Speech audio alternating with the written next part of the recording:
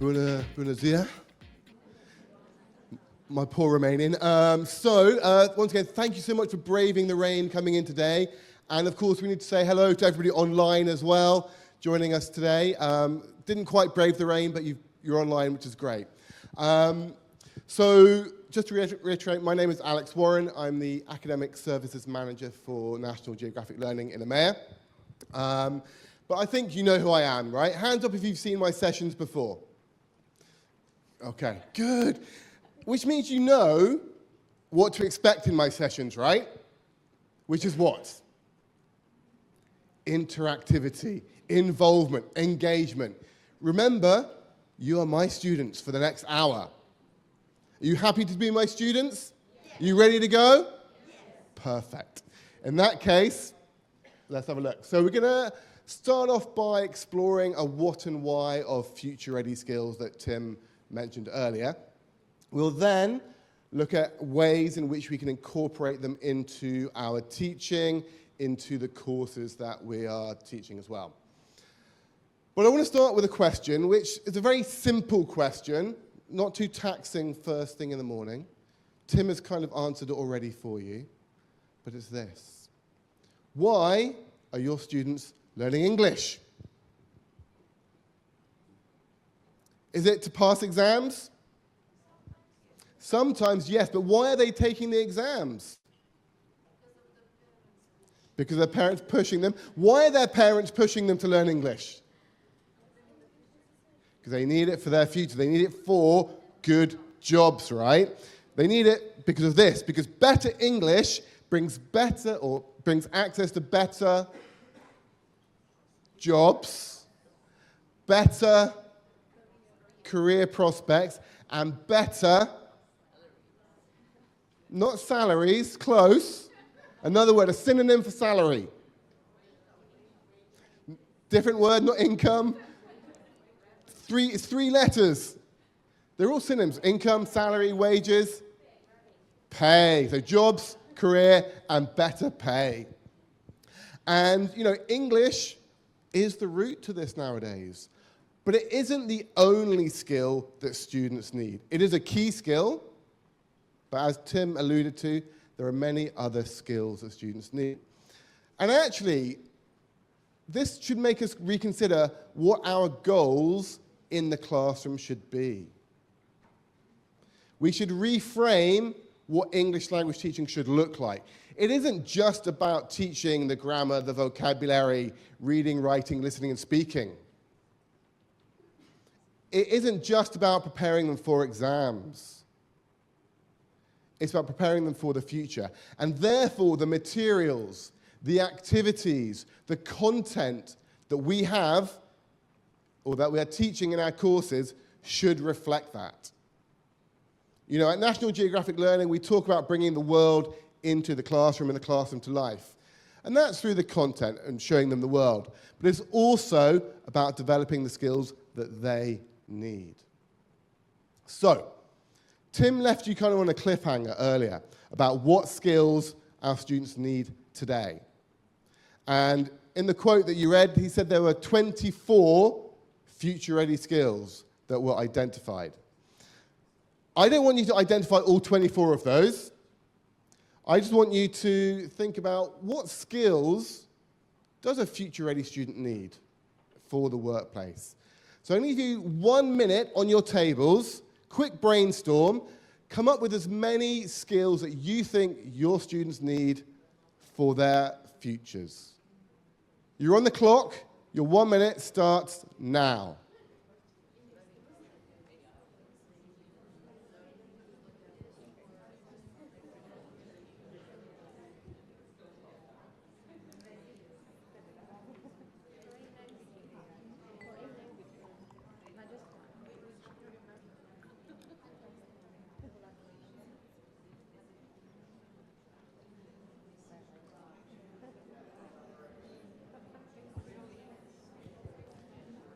Thirty seconds left.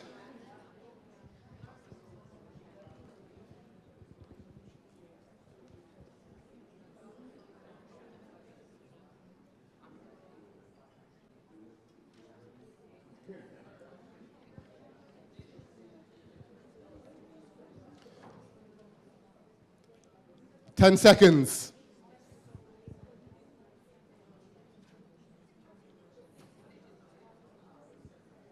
5, 4, 3, 2, 1. Stop writing.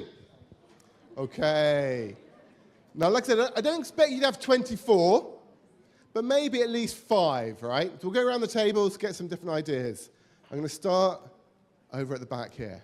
Ladies, give me one idea. Patience. I like this one. Very good. Over here. Good communication skills. Yeah. Over here. Okay, but soft skills would be another word for transferable skills or future-ready skills. So what would we include within that? Okay, so communication again. Anything else? Collaboration over here. Digital literacy, really good. Ladies here. Adaptability, I like that one. It's a really good one. Nowadays, students need to be able to be flexible to adapt to different working situations, right? AI usage, so digital literacy, ladies here. Punctuality on deadline, so time management, we'll call that, right? Time management, self-management, great. Ladies here. Critical thinking, of course. Empathy, really important. Sorry? Oh, persuasion, okay, yeah, and absolutely, resilience as well. Lots of great ideas. Oh, one more. Learning to learn. Right, because again, are your students going to have one job for life? No, and that doesn't exist anymore, unfortunately.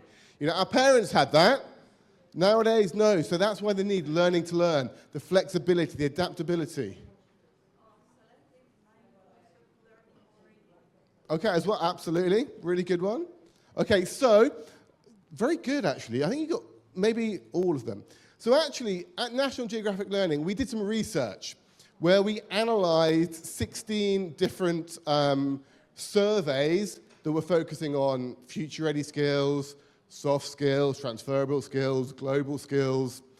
Call them what you like, they're the same things, more or less. So these surveys included things like from the OECD, from LinkedIn, from Forbes, from the World Economic Forum. And we did some number crunching, and we created our own list. But I'll share that final list in a moment.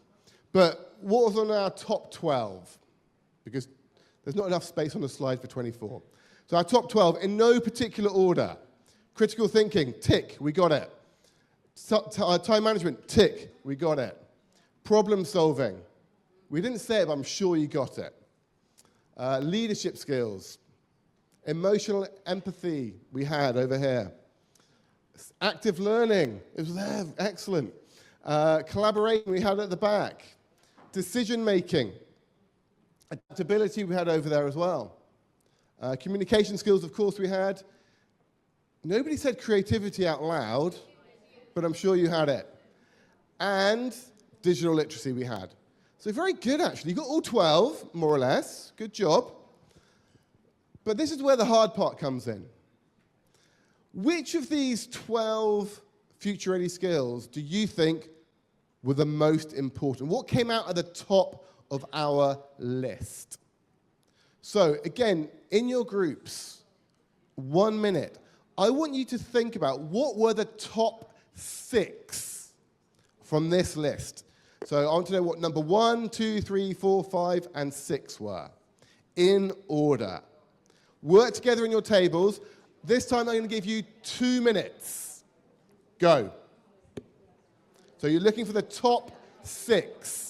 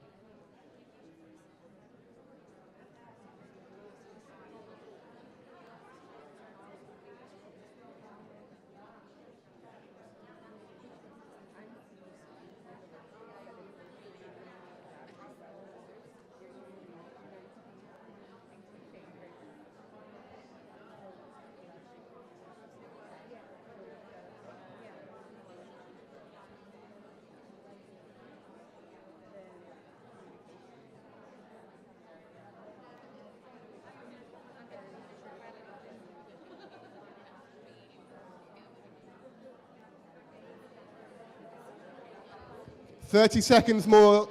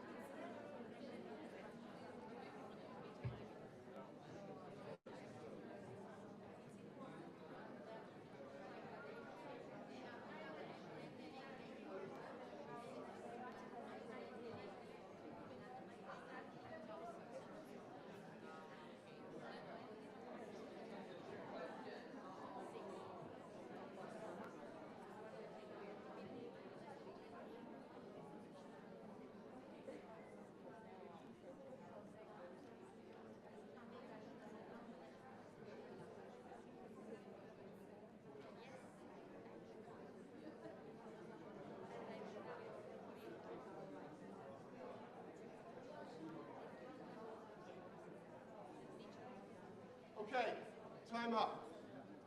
I gave you far too long. Far too long.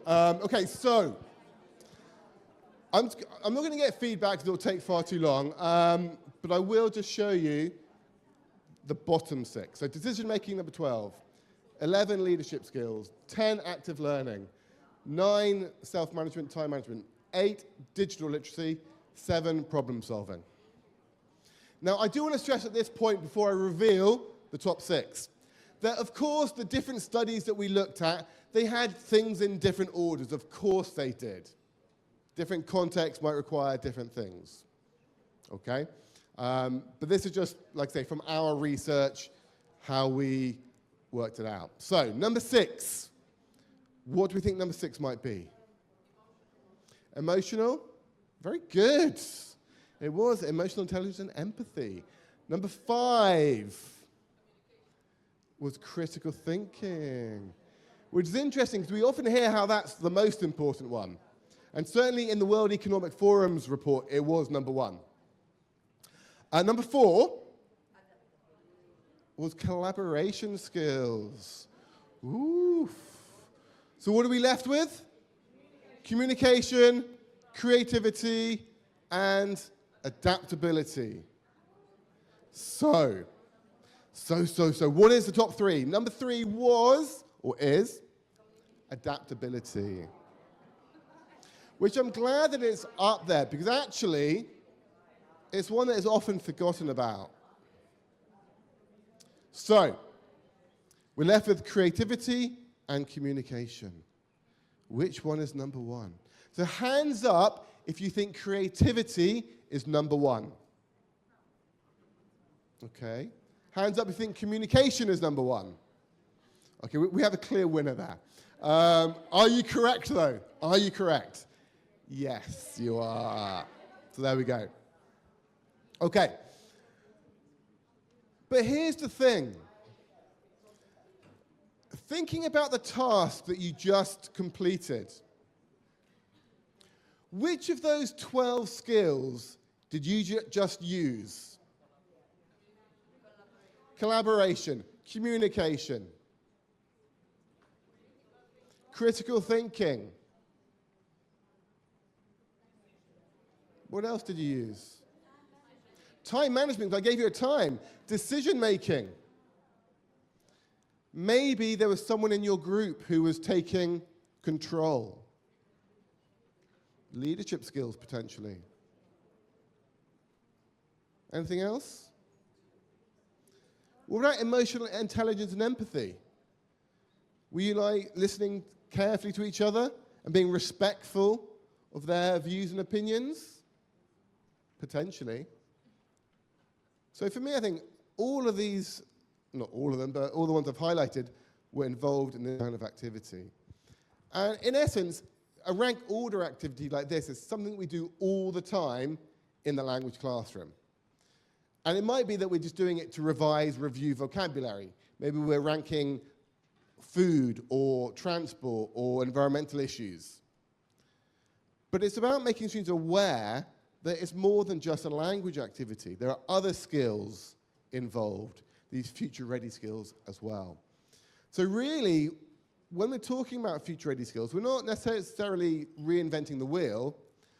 It's about a mindset shift for our teachers and for us as teachers to be more aware that, yes, there are language goals in the classroom, but in addition, there are these soft skills, future-ready skills goals as well, which I think they do need to be made aware of. So what we did at National Geographic Learning, and as Tim mentioned, we took our research and we used this as a platform for this matrix of future-ready skills, which we did 4 broad categories for. So interpersonal skills, things like the active listening, the empathy, interview skills, and so on. Thinking skills, of course, critical thinking, creative thinking, but also things like visual thinking and the active learning. Self-management, digital literacy rather, data literacy, emailing, visual literacy, online presentations or communication. And then self-management, the adaptability, goal setting, money management, stress, resilience, time management. And these essentially form the bedrock of the Keynote course in many respects, on top of the language skills, the language input that you'd expect from any language course. Because like I said, general English nowadays, I think it needs to be general English plus something, whether that's academic English, whether it's future-ready skills. They need to be taking more from their learning that makes it more meaningful. So that leads us on to the why very quickly. So why teach future-ready skills? So one of our authors, Chie-Swan Chong, who was here a few years ago, I think, she said this: in the ELT classroom, future-ready skills are not an add-on. They are the very skills that enable learners to use English meaningfully in the real world. And that's absolutely key. It's giving them situations, giving them the language and the skills that they need to be effective communicators outside of the classroom when they enter the career space. So the skills themselves, though, are actually rich in communication. They facilitate authentic communication in the classroom when we think about the kinds of activities that we might include here, just like the one we did just now. It's the language of global communication. We know English is a language of communication, and they need these skills whether they're working in Romanian, whether they're working in English, or other languages. So they are transferable skills from that respect. I think they also boost motivation, they boost engagement from the learners because they realize they're learning more than just English, that it isn't just a fun language activity, that they're developing other skills. But equally, that relies on us as teachers to make them aware of that. In turn, it can improve classroom dynamics, classroom relationships. There's more awareness, there's more empathy, there's active listening, better collaboration. It promotes learner autonomy, getting them to take responsibility for themselves, their learning, the active learning, the time management, the self-management. But of course, the big one is this idea of employability. It enhances employability. This is what employers are looking for. And actually, I came across some really interesting research by an organization called the Global Employability University Ranking and Survey. Now, this is a global international organization. You can find out more using the QR code. And essentially what they did, they ranked the top 250 universities in the world based on how employable their graduates were. Now, it'll be no surprise to find out which universities were in the top. It's fairly obvious, right? Places like Cambridge, Oxford, Harvard, MIT, etc. All those famous universities. But what's interesting is what they, well, first of all, this survey, some numbers for you. This survey is based on interviews with 120,000 people globally. Well, not globally, from 32 different countries and from nearly 12,000 different employers. So it's a really wide-reaching piece of research. And what they discovered, there were kind of 6/7 key drivers for employability for graduates. And it was these 7 things: academic performance, graduate skills, international, and by graduate skills, when I read about it, it matches perfectly to future-ready skills. It's the adaptability, the critical thinking, creativity, etc. All of those things we just saw are in graduate skills. Internationality. This was a new word for me. Have you heard of this word? Right. So what does it mean, do you think? It means the ability to go work and live in another country successfully. So seamlessly integrating into other cultures, working with different people from different backgrounds. Social impact and leadership skills. Specialization, so what is your degree in? Marketing, sciences, arts. The reputation of the university. You know, everyone knows, oh, I went to Cambridge, or indeed Oxford for Charlie. It's like, oh, okay, interesting. And suddenly people are interested. And also work experience. So actually nowadays, many courses, they will have a placement year for students. So they'll have a 4-year degree course, placement year where they go off and work for a year. And that's really important for many employers, that they know they're employing someone who's already had experience in the workplace. My question to you, though, is, of these seven things, which 3 were the most important? So another quick rank order. 1 minute on your tables. Which are the top 3? Go.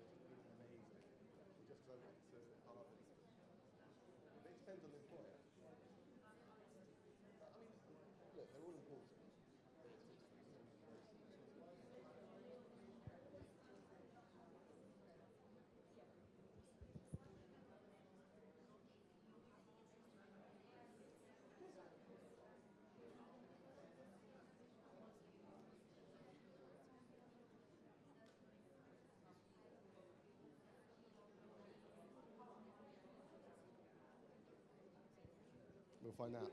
Okay, let's see.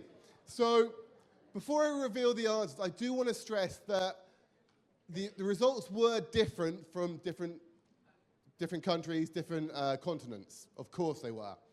But there was similarities, okay? So the first chart I'm going to show you is a global one. It's for all the countries, all the continents together. So, number one, graduate skills, AKA future-ready skills. This is what employers want more than anything. This is why now universities, in their prospectuses, they talk about these things in their courses. Not only are our students going to learn about sciences or whatever it is they're studying, they're going to develop these skills that will prepare them for the future workplace. Number two, the work experience aspect. Really important.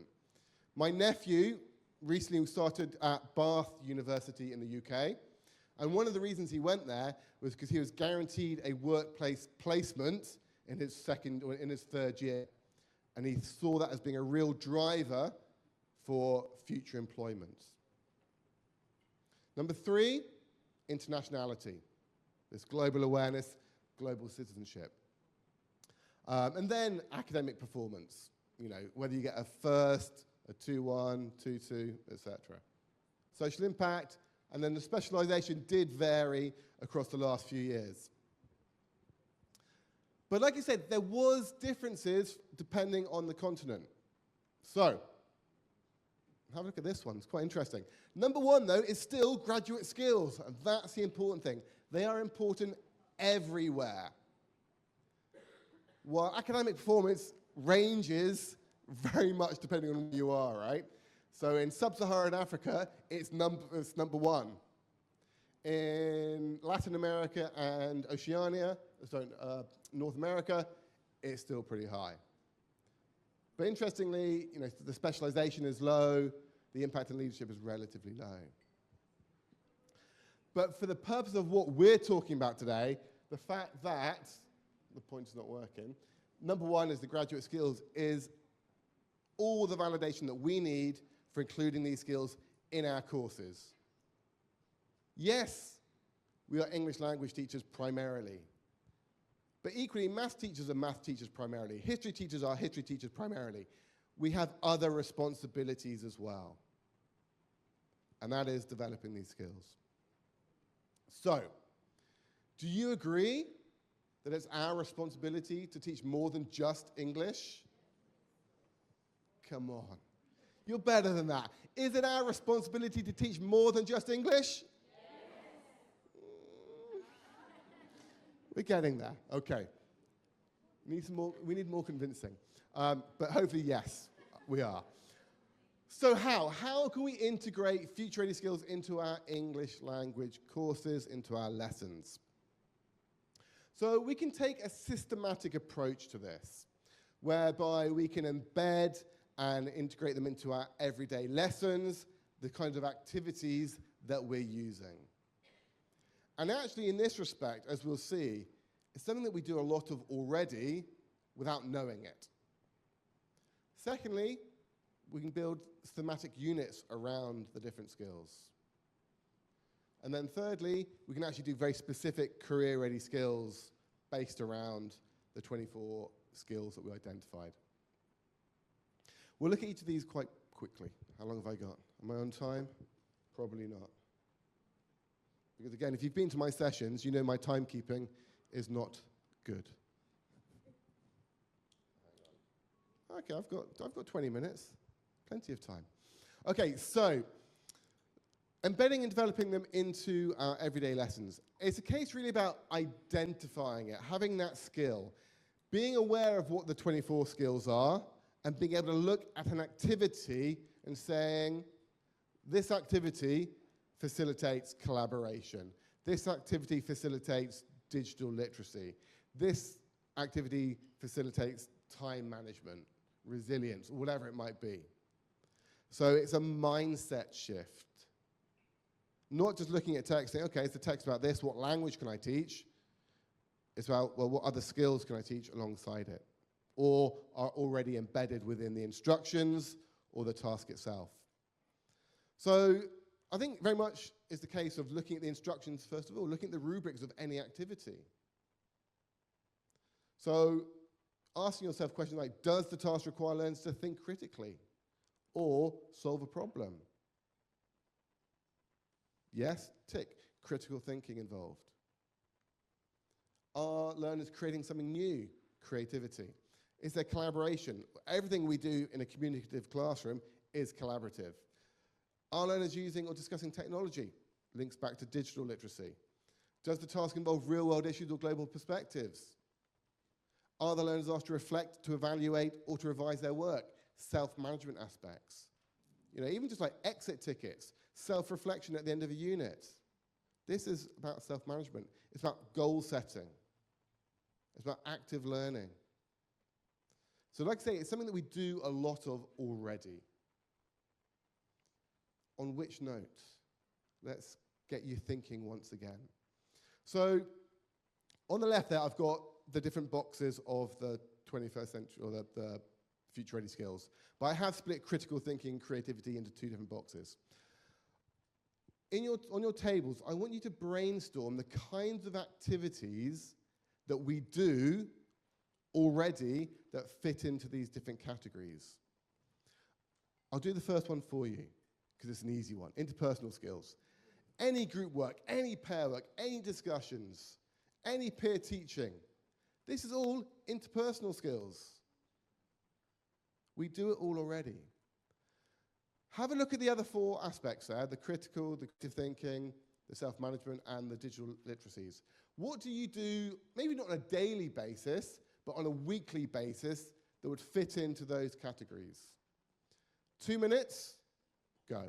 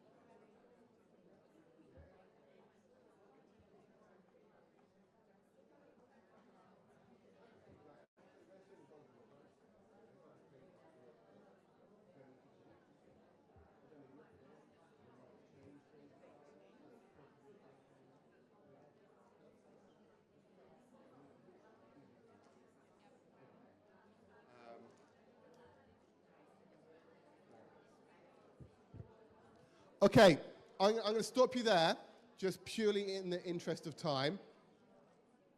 But hopefully, just from that discussion, you've realized, yeah, we do these things all the time.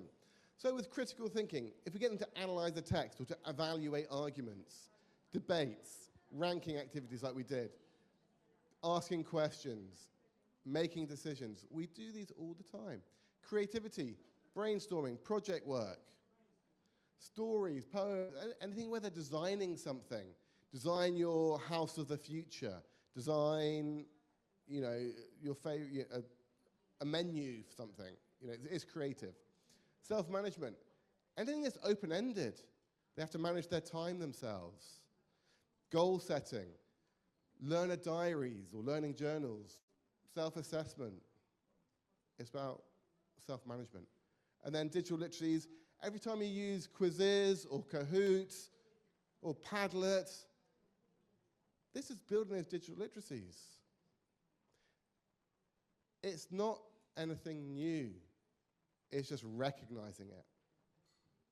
So I'm going to test you to see how good you are at spotting things. So I'm going to show you 2 activities taken from Keynote Level 3. And I want you to read the instructions, look at the task, and identify the different future-ready skills within it. To help you, you can scan the QR code. This will take you to the infographic of the 24 future-ready skills. That looks like that. Oh, hang on, I'll go back. Wrong way.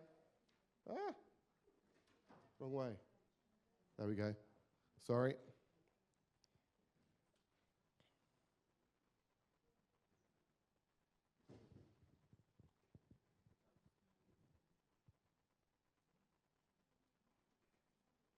Okay, has everyone got it? Okay, so that's what it should look like. You've all got it? Give me a hands up. Good. Everyone online got it, I hope? Good. Okay, so this is the activity I want you to look at. I'm going to zoom in. You've got the infographic aspect, and you've got 3 questions. Read the questions, look at the infographic. What future-ready skills do students need to do this? 1 minute, go.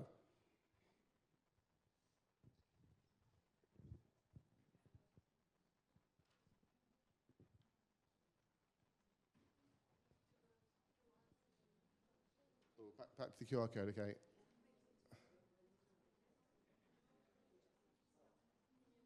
But we need the task. Back to the QR code again. Oh, okay. There's the QR code.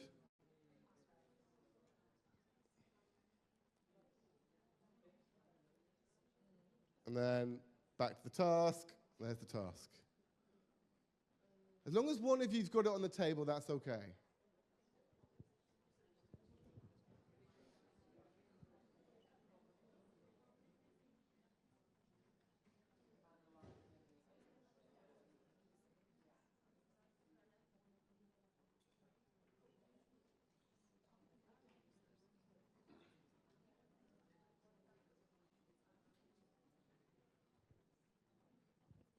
Okay, that's long enough because it's an easy one. So the first word in the instructions, study the infographic. When it says study, what does it really mean? Critically, think critically, analyze. So there's critical thinking in this task. What else is there in this task? For me, collaboration is more about creating something together.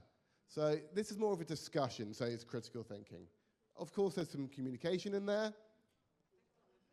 Data literacy, or visual literacy, or media literacy, because they're analyzing the understanding that graphic. Anything else? They have to listen to each other, right? They have to agree, disagree to an extent. So there might be a little bit of empathy in there. But definitely these things. Okay, so that's an easy one. The next one is a little bit more of a complex task. Again, I'll zoom in. So it's a communication task where they have to make a video on financial tips. I'm going to give you 2 minutes for this one because more instructions there. What 21st century skills, what future-ready skills does this use? Go.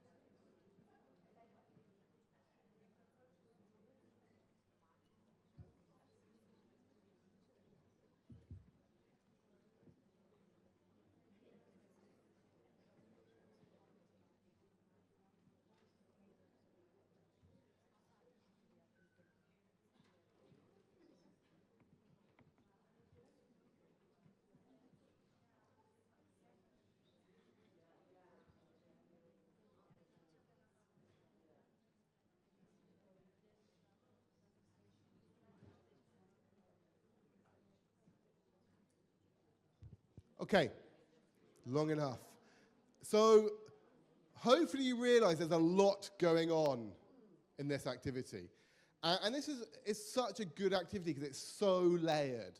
On the surface, it's a language activity, a communicative activity, but we look deeper, and I reckon there's at least half of those future-ready skills involved in this activity. If we start with the interpersonal skills, what interpersonal skills do they use in this task? Active listening, especially in exercise J, when they're listening to each other's presentations or videos. Yeah. There's communication. There's collaboration, because they're working in groups or in pairs to create the video.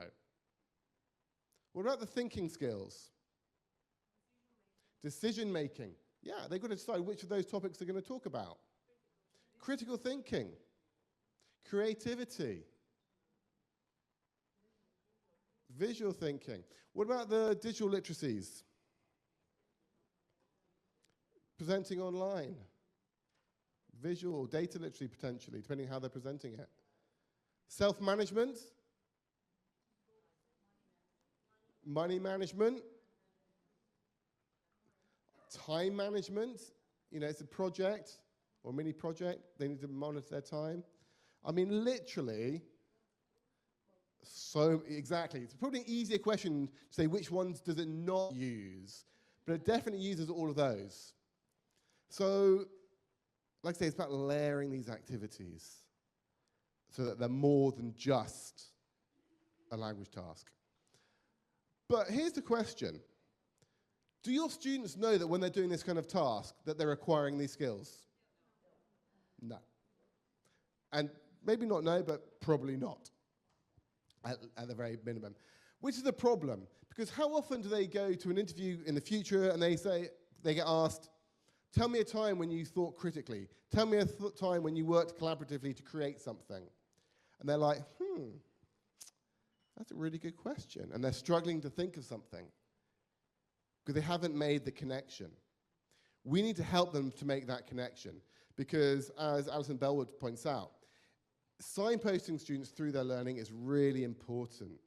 If we signpost from the beginning, they know that they're acquiring these skills. They know that it's not just language, that all these other skills they're gaining as well. So that when they go to interviews, when people ask them about these university interviews or whatever it might be, they can say, yes, I've done these things. So yes, it's up to the teacher to signpost, but equally, we can rely on the book as well to help us. So in Keynote, whenever you see that emblem, you know that it's got future-ready skills embedded within the task. So as in every page, every activity has that highlighted for them. So we're not relying just on the teacher, it's in the book as well. Okay, time is running fast, goodness me. Number 2, thematic approach using future-ready skills. So, a thematic approach is not anything new. We have, all the way from primary, thematic units about jobs, food, technology, environments. What are other common thematic topics in a book? Travel, lifestyle, hobbies, health. It goes on and on, right? But you've got to think, by the time students get to sort of upper secondary, tertiary education, they're still learning English, how many times have they done a unit on hobbies? How many times have they done a unit on health, on travel? Whew, so bored of it. Give me something new. So why not frame a unit around something different? Future-ready skills. Now, I'm not saying every unit, but actually, as a springboard, it's absolutely doable. So in Keynote, we've done exactly this. Not every unit, but many units are based around the topic. So in this case, it's a unit about collaboration, working together, where we have a reading, we have a TED Talk about that. But even the grammar, the vocabulary links to it. It's about time, all about time management. I need lessons on this. Big time. Creative thinking, well-being, clear communication. It's easy enough to frame things in this way. And then explicitly teaching them. Now, we're not talking here business English books where every lesson is about business. No. We're talking lessons spread out throughout the course book where we're focusing on these specific skills, whether it's time management, whether it's data literacy, creative thinking, negotiating, management, resilience, problem solving, empathy, time management, or managing people, for example. Or even things like visual thinking and adaptability. They're all within the course. But I want to focus really quickly on time management. And I'm going to run over. I'm sorry, Charlie. Tim promised me to give me more time. This is quick, though, I promise. So we have 4 animals. We have a lion, a dolphin, a wolf, and a bear. But my question is, what have these animals got to do with time management? Any guesses? What is the link between these and time management? Is there a link even? I mean, there is a link, but what is that link is a $20 million question. We're going to watch a very short video, and all I want you to do is to listen carefully. How do these animals link to time management? Here we go. Hopefully it's going to work. Think of a typical day. When do you feel most alert and motivated to do your most challenging tasks? When do you notice your energy levels dipping? According to author and expert on motivation and productivity, Daniel Pink, we all go through 3 main phases every day. There is a time when we're at our peak. That's when energy and mood are at maximum levels. The next phase is when we are at our lowest. We call this the trough. Finally, there's the recovery phase, when our mood is good, but we're not quite as energetic as during our peak. Pink believes that the key to optimizing our productivity and performance lies in doing the right kind of tasks at the right time. When we're at our peak, this is the best time to do complex tasks that really need focus and concentration, like completing assignments, writing essays, creating or analyzing reports, or making important decisions. During the trough phase, we feel least motivated, and it's often hard to concentrate. So, it's a good time to do more routine tasks like organizing documents, answering emails, or running errands. And when we're in the recovery phase, our mood is good, but we're not as analytical. Pink believes that this is a good time for working on creative tasks and brainstorming. It's important to note that not everyone has these stages at the same time of day. We all have a daily pattern that determines the best time to do something. That natural pattern is what we call a chronotype. Doctor and sleep expert Michael Bruce identifies 4 main chronotypes. The first he calls the lion chronotype. People who follow this pattern wake up early and hit their peak phase in the morning. According to him, lions account for about 15% of the population. Around 15% of the population have the wolf chronotype. Wolves are the most productive in the afternoon, and they sleep late. Then, we have the bear chronotype, which is somewhere in between the lion and the wolf. A little over half the population are bears. The next chronotype, which makes up about 10% of people, is called the dolphin. People in this category have trouble sleeping, and their sleep patterns vary. What about the remaining 5%? Well, they're people who aren't really one chronotype. They're more of a mix of chronotypes, though they'll probably be closer to one type than another. Okay, so what's the link? They are all chronotypes, which is maybe another new word for you. But how carefully were you listening? So they're the kind of the peaks and troughs of the day for the different chronotypes. Number 1, the black one. Who is this? So kind of peaking in the afternoon. It was the wolves. Good. The green one, kind of peaking lunchtime or early morning lunchtime. The bears. Up and down. Purple one. The dolphins. And the blue ones, peaking in the mornings, are the lions. Okay, very good. You listen very carefully. But I guess the important question is, which one are you? Have a think about it. You can tell each other in the break time, maybe.